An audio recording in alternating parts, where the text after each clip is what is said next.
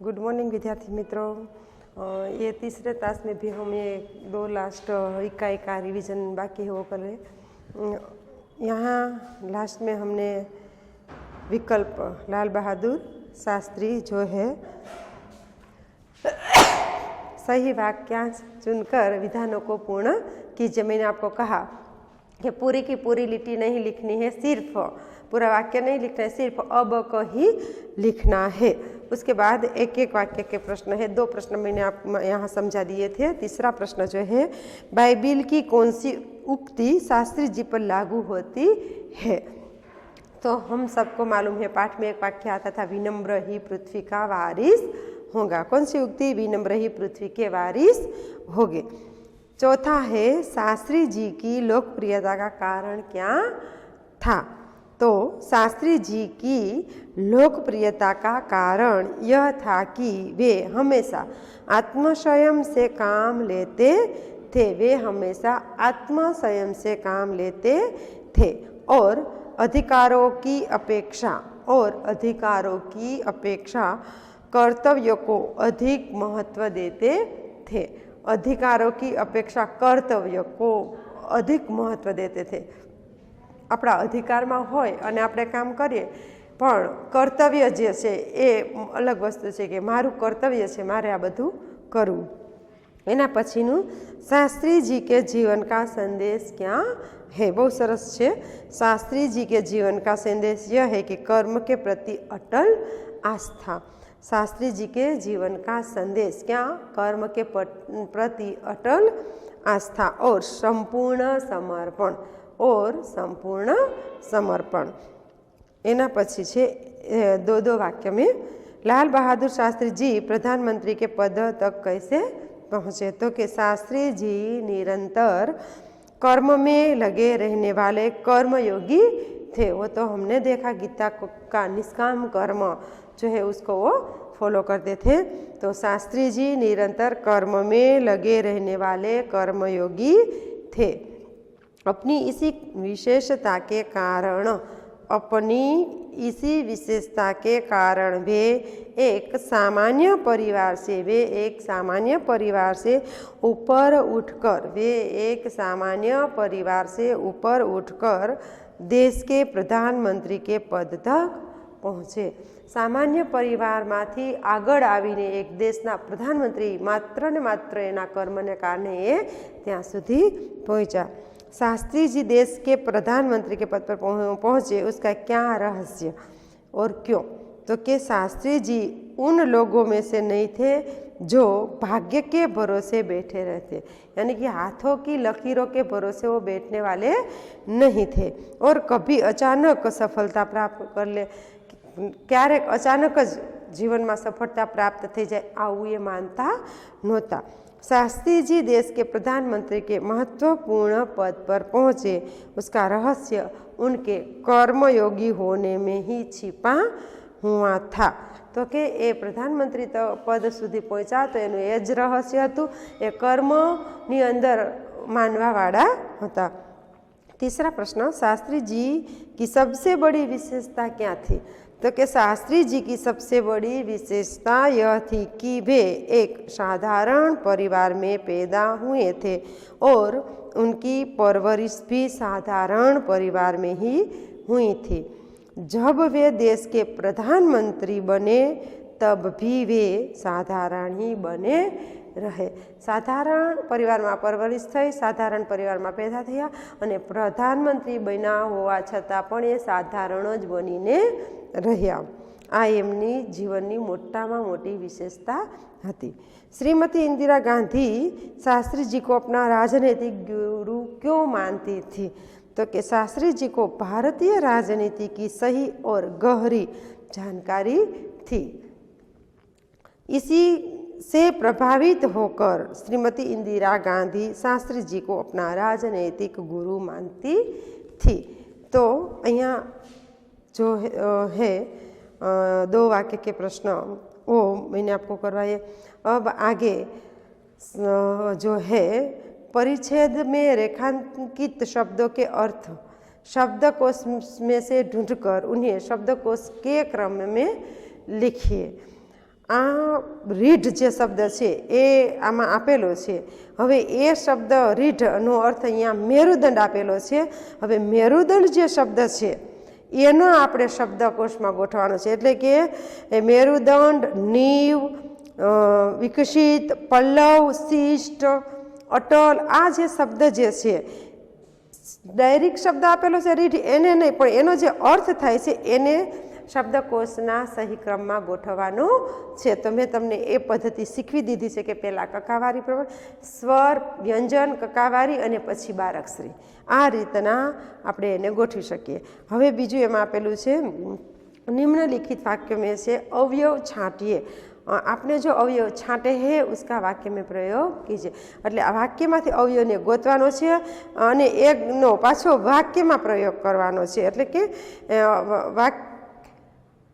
अवयव छांटे उनका वाक्य में प्रयोग कीजिए, वाक्य में प्रयोग करवानो छे अने साथे साथे ए वाक्य में प्रयोग करेलो आपेलो छे तो आपणे एना प्रकार बतावવાનો છે કે આ કયા પ્રકારનો અવયવ છે. જો પેલું છે કે આજ મહિને बहुत कम खाना खाया, तो આ વાક્યની અંદર પેલું આજ છે આ જો એ શું છે અવ્યય છે. શું છે અવ્યય. આજ મહિને बहुत कम खाना खाया. जो अव्यय આપણે મેં તમને કરાવી દીધા છે કે અવ્યય કોને કહેવાય તો કે ક્રિયા વિશેષણ આદિ. અવ્યય કોને કહેવાય એની વ્યાખ્યા હું તમને કહું છું કે ક્રિયા વિશેષણ આદि अविकारी शब्द, जो विकारी नहीं अविकारी शब्द जिनका स्वरूप किसी भी, अहींया लखीने कहूँ छूं कि क्रिया विशेषण, क्रिया विशेषण आदि, क्रिया विशेषण आदि अविकारी. मैं तमने विकारी अने अविकारी बे शब्द कराव्या छे. विकारी अविकारी ये शब्द अविकारी शब्द एने कहेवाय के जेना स्वरूपमां परिवर्तन न थाय. शब्द जिनका, जिनका स्वरूप, जिनका स्वरूप, जिनका स्वरूप किसी भी, जिनका स्वरूप किसी भी. याद करावानुं रीजन ए ज के अवयव आपणे पहेला सेममां भण्या छीए, तमने भूलाई गयो हशे ने हूँ रिविजन एटले ज करावुं छुं के तमने फरी पाछा ग्रामरना टॉपिक पण याद आवता जाय. किसी भी लिंग, किसी भी लिंग वचन, लिंग वचन या काल, लिंग वचन या काल में प्रयोग, काल में प्रयोग, लिंग वचन काल में प्रयोग करने, प्रयोग करने पर, प्रयोग करने पर बदलता, बदलता नहीं, बदलता नहीं है, वे अव्यय कहलाते हैं. वे अव्यय, अव्यय कहलाते हैं, कहलाते हैं, वे अव्यय कहलाते हैं. जो आज वाक्य से आज महीने बहुत कम खाना खाया. आपणे जोयुं क्रिया विशेषण कयुं, क्रिया कई छे कम खाना, बहुत कम खाना ए क्रिया छे पण एनुं विशेषण शुं छे आज. आज महीने बहुत कम खाना खाया. क्रिया विशेषण आदि अविकारी शब्द. जो आज में आपणे कोई परिवर्तन आज शब्दनी आगळ आपणे अ आज के क आज के म आज के आवुं कंई करी शकीए नहीं. उपसर्ग प्रत्यय आपणे आज शब्द में न लगावी शकीए. जेमां आपणे आगळ पाछळ लगाड़ी उपसर्ग प्रत्यय लगावीने कोई शब्द में फेरफार नहीं करी शकता. ए शब्द ने आपणे अविकारी कहीए छीए. विकारी शब्द एने कहीए छीए के जेमनी पाछळ आपणे उपसर्ग के प्रत्यय लगावीए अने शब्द में घणुं बधुं परिवर्तन करी शकीए छीए एने आपणे केवा शब्द कहीए छीए? विकारी शब्द कहीए छीए. पण अहींया आज शब्द छे क्रिया विशेषण आदि अविकारी शब्द. जिनका स्वरूप किसी भी लिंग, जेनुं स्वरूप कोईपण लिंग वचन या काल, जेनुं लिंग वचन या काल स्त्रीलिंग पुल्लिंग वगैरह प्रयोग करने पर बदलता नहीं. जो आज में कोईपण आपणे परिवर्तन वचन प्रमाणे, काल प्रमाणे के लिंग प्रमाणे न करी शकीए, आजनुं आजी न करी शकीए तो शब्द नष्ट थई जाय. करने पर बदलता नहीं, वे अव्यय कहलाते हैं. तो अपने वाक्य में तरत ज खबर पड़ी जैसे महीने તો મહિનેમાં આપણે પરિવર્તન बहुत कम खाना खाया જે વાક્યમાંથી શું છે આ શું કહેશું આપણે ક્રિયા વિશેષણ આજ શું છે ક્રિયા વિશેષણ એટલા માટે આ સ્થિતિ બતાવે છે ક્રિયા બતાવે છે હાલની સ્થિતિ બતાવે છે એટલા માટે એને શું કહેવામાં આવશે ક્રિયા વિશેષણ એના પછીનું બીજો શબ્દ છે બીજું વાક્ય છે અંજલિ સોનલ કે આગે બેઠી હે અંજલિ સોનલ કે આગે બેઠી હે તો એમાં કયું અવ્યય છે આગે અવ્યય શા માટે થશે એટલા માટે થશે એ સંબંધનો બોધ કરાવે છે સંબંધ બોધક અવ્યય છે કેવો અવ્યય છે સંબંધ બોધક અને સંબંધનો બોધ કેવી રીતના તો કે અંજલિ શબ્દ પછી એક ટપકું આપ્યું છે કે અંજલિનો પરિચય સોનલ કે આગે એટલે આપણે સંબંધની ખબર પડી ગઈ કે અંજલિ જે છે એ તો છે જ પણ સોનલ કે આગે બેઠી હે એટલે આપણે સ્પષ્ટ છે સોનલની આગળ અંજલિ બેઠેલી અને આમ અવ્યય વસ્તુ જે છે ને એ વાક્યમાંથી આપણને સ્પષ્ટતા આપે છે આપણને તરત જ સંબંધોની ક્લિયરિટી ખબર પડી જાય છે જો આપણે જોઈએ આજ મહિને બહુત કમ ખાના ખાયા તો આપણે તરત જ ખબર પડી ગઈ કે હાલની વાત કરે છે કે મેં આજે ઓછું ખાધું ખાલી એમ કીધું હોત કે બહુત કમ ખાના ખાયા તો ખબર ન પડે શું ખાધું ક્યારે ખાધું કેટલા વાગે ખાધું કશી ખબર ના પડે એટલે વાક્યની અંદર ક્લિયરિટી અવ્યય દ્વારા આપણે થાય છે એના પછી છે મીનાક્ષી ઓર સાવલી ગાંવ જા રહી હે આમાં કયો અવ્યય છે તો કે ઓર કયો અવ્યય છે ઓર અવ્યય કયો અવ્યય છે સમુચ્ચય બોધક અવ્યય કેવો અવ્યય છે સમુચ્ચય બોધક બે વસ્તુને જોડનારો સમુચ્ચય કરનારો બે વ્યક્તિ વસ્તુ કોઈ પણને જોડનારો દાખલા તરીકે મીનાક્ષી ઓર સાવલી બે જાય છે તો સાથે જ ઓર કરીને બેને અલગ મીનાક્ષી સાવલી ગાંવ જા રહીએ તો ખબર ના પડે મીનાક્ષી સાવલી એક જ નામ હોઈ શકે એવું લાગે આપણને એટલે અહીંયા બે સાથે જાય છે ઓર જોડનારો છે પણ બે અલગ છે સાથે જાય છે પણ કેમ છે તો કે બે અલગ છે મીનાક્ષી ઓર સાવલી ગાંવ જા રહી હે એના પછી છે અરે એ ક્યાં કર રહે હો એમાં કયો અવ્યય છે અરે કેવો કયા પ્રકારનો તો કે વિસ્મય બોધક અરે જો અહીંયા અરેની પછી ઉદ્ગાર આવે છે એટલે જે શબ્દ પછી ઉદ્ગાર આવે આપણે વિસ્મયકારક શબ્દ કહીએ છીએ અને તો અહીંયા વિસ્મયનો બોધ કરાવનારો અવ્યય અરે એ ક્યાં કર રહે ખાલી એ ક્યાં કર રહે હો તો આપણને સિમ્પલ લાગશે પણ વિસ્મયકારક માટે અરે એ ક્યાં કર રહે હો તો આપણે એકદમ ચકિત થઈ જશું કે ઓહો આ શું કરી રહ્યા છે એના પછી તમને સ્વાપોથીમાં 12મો પ્રશ્ન આપ્યો છે કે નમક સત્યાગ્રહ ઓર હિન્દુ છોડો આંદોલન કે બારે મેં લીખીએ તો નમક સત્યાગ્રહ જો આપ ઘણી વખત પૂછી પણ શકાય છે એટલે સ્વાપોથીમાં મેં તમને પીડીએફમાં આપ્યું છે એટલે તમારે પૂરી જ લેવાનું છે સ્વાપોથીની અંદર અને એના ઉપર થોડુંક લખવાની પ્રેક્ટિસ પણ કરવાની છે હવે આવે છે 13મો પ્રશ્ન અને પાના નંબર જે છે એ 32માં ઉપર છે સ્વાપોથીના પેજ નંબર 32 ઉપરનો 13મો પ્રશ્ન છે હવે આપણે એ 13મા પ્રશ્નની અંદર જોડકા છે અને જોડકા કરવાના જ છે ઘણી વખત તમે એમ કે આમાં શું આપણે જોડકા ન કરવાના હોય જોડકા કરીને શું કરવાનું પણ બધું જ ઓલ ઓવર જે પાઠ્યપુસ્તકમાં આપેલું છે 2 પાના વચ્ચે પાઠ્યપુસ્તકમાં પણ આપેલા છે જોડકા એ બધું જ પરીક્ષામાં પાઠ્યપુસ્તકના એક લીટીમાંથી પૂછી શકાય એટલે સ્વાપોથીમાંથી જ પૂછાય એવું તમારા મનમાં શંકા હોય તો એ કાઢી નાખજો પાઠ્યપુસ્તકને ફોલો કરવાનું છે ભલે અત્યારે સ્વામાં આપેલું જ છે પણ પાઠ્યપુસ્તકને પણ ફોલો કરવાનું છે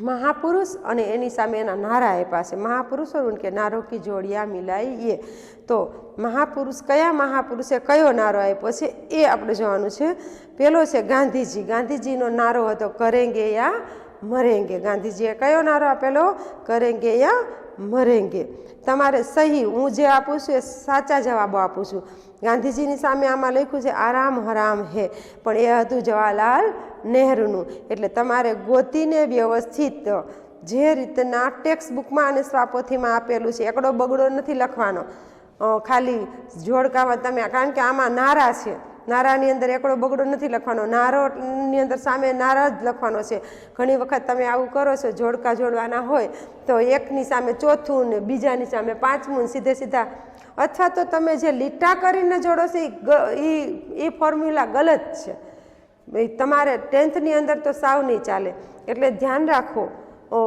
જોડકા કયા પ્રકારના પૂછાણા છે એ પ્રમાણે એને જોડો નારા પૂછાણા છે તો નારાને સામે નારો લખવો જ પડે એને, કારણ કે જો તમે જોજો એમાં સામે એકડો બગડો આપેલું જ નથી, નારો પૂરો કરવાનો છે તમારે.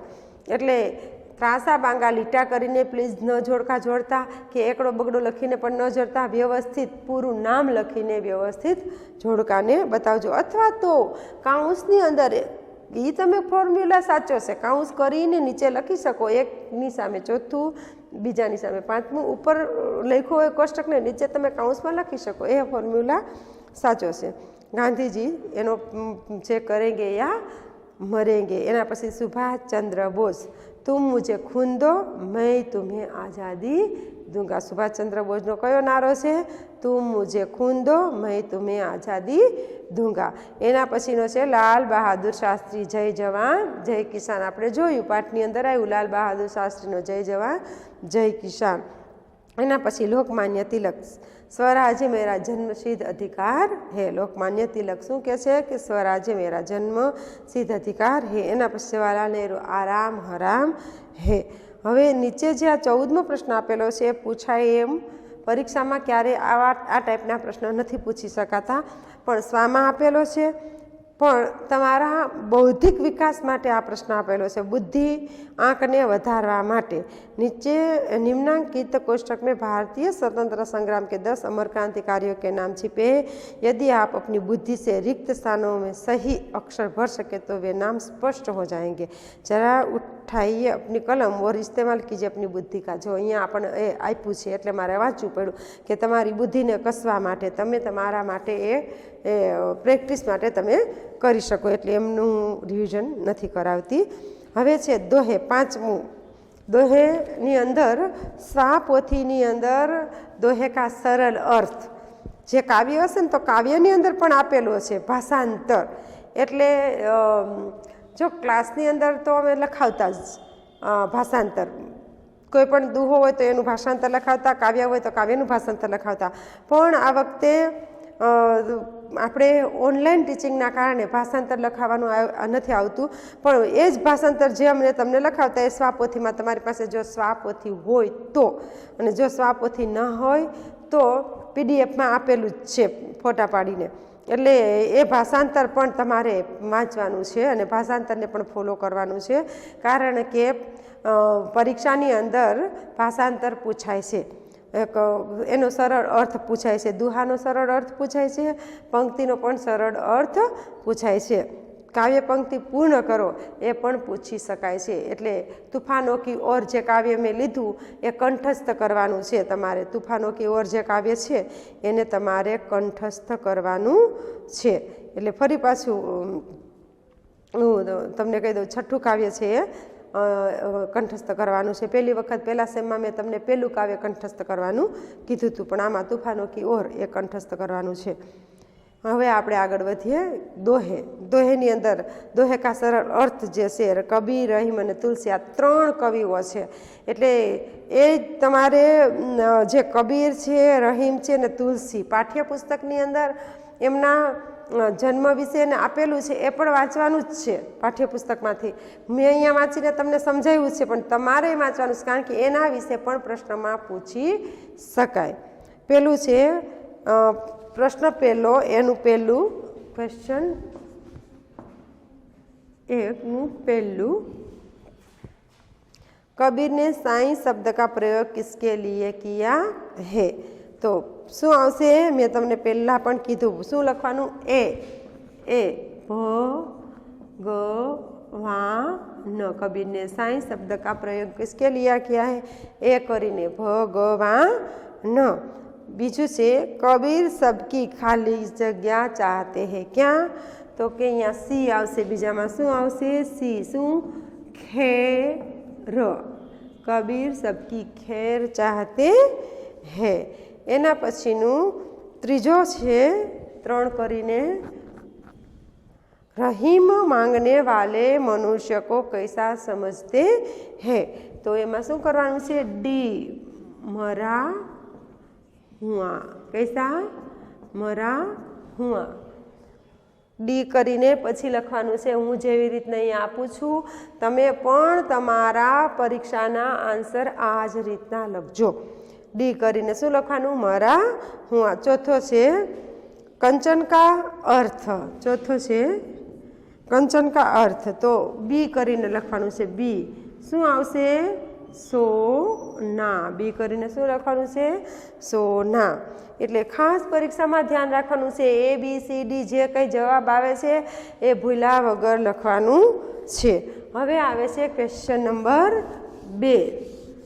બીજા પ્રશ્ન છે ક્વેશ્ચન નંબર 2। શું આવશે એમાં? रिक्त स्थानों की पूर्ति कीजिए। तो પહેલું છે સાईं इतना दीजिए जामे શું આવશે? કુટુંબ। જામે કુટુંબ।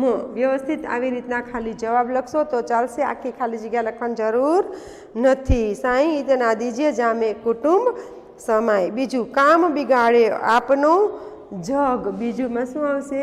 જગ। કામ બિગાડે આપનો જગ में होत હસાય।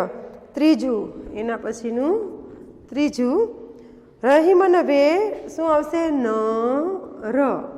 રહીમન વે નર મર ચૂકે જે કહું માંગન જાય। રહીમન વે નર મર ચૂકે જે કહું માંગન જાય। ચોથું જે છે ચોથું તુલસી વહાં ન જાઈએ ક્યાં? તો કે જ્યાં કંચન